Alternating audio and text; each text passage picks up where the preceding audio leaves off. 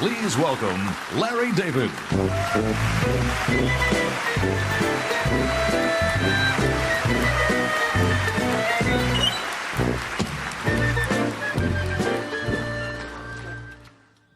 Thank you, thank you.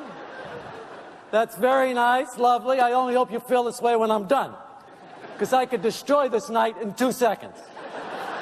Easy, easy. My question is, what do these people have against Steve Martin that they would even ask me to do this? I mean, they're giving him this prize. It doesn't make sense.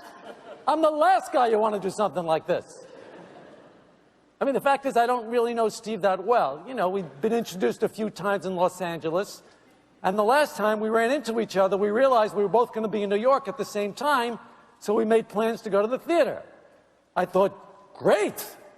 I'll get to spend some time with this comedy legend, you know, one of my idols, and really get to know him. Pretty cool. Pretty cool. So we met outside my hotel and started walking to the theater, and we saw this homeless guy. You know, and I got to tell you, when I see something like that, it really touches me. You know, it's just the way I am. Most people don't know that side of me. They think I'm the guy from the show. I'm not that guy. That's not me. That's a role. Okay? Come on, get real. So I took out my wallet and I gave him $50. No big deal. No big deal. I give it out. I don't care. Steve, by the way, not only doesn't give the guy a nickel, he insults him. He says, "Get away from me, you lazy bum. Get a job." I said, "Hey, Steve, come on, take it easy." He said, "I don't like bums. They creep me out." You see, you know what? I really shouldn't say anything. You know, he's getting this Mark Twain prize. It's not right. But come on, insulting a homeless guy? I can tell you Mark Twain would have done that. So the homeless guy staggers off, and we continue walking. And then I spot this cat stuck up in a tree. You know, I'm not a big cat lover. Their food always stinks up the room. They're mysterious. I don't really like mystery. But when I saw that decrepit little kitty cat up there, I knew I had to help it. That could be some poor little girl's cat. How's that poor little girl gonna feel missing her pussy cat? Again, a side of me you don't get to see. It's unfortunate, but I'm really quite a treat. Anyway, when I told Steve we had to save it, he went crazy. Have you lost your freaking mind? If you want to help the stupid cat, go ahead, but hurry up. He said this. You big Mark Twain prize winner. Your big reason I had to dress up like this when I had 2 tickets to the World Series.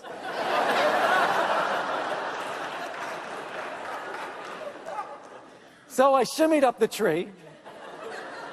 Yeah, that's right, I shimmied.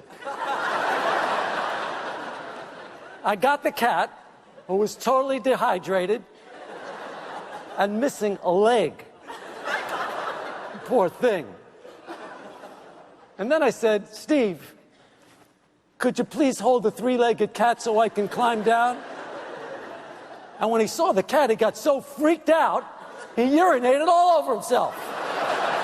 And then he took off down the block, and as he was running, he dropped a piece of paper.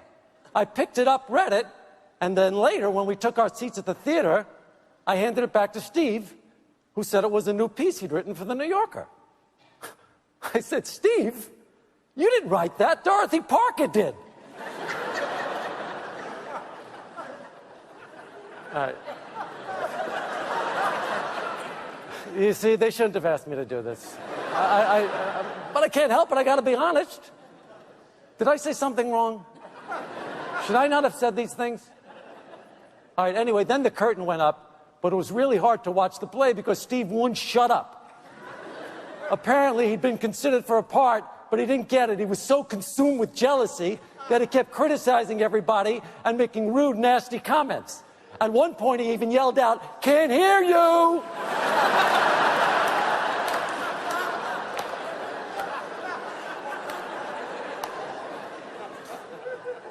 Then, at intermission, he walked into the lobby, started yelling, "Hey, everybody, it's me, Steve Martin, the Mark Twain Prize winner." That's right, Mark Twain. Ever heard of him? At which point he reached into his pocket, took out a flask, and started guzzling some bourbon. I said, "Steve, what are you doing?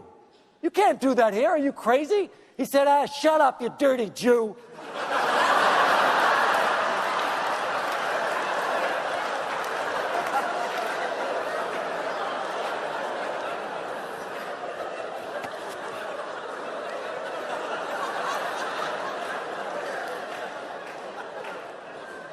Okay, I'm sorry, all right?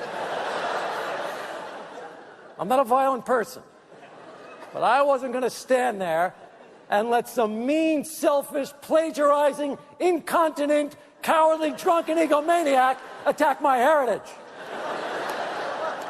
So I popped him. Right in his nose, started bleeding. Oh, you should have heard him cry. It was sickening. My nose, my nose. Okay.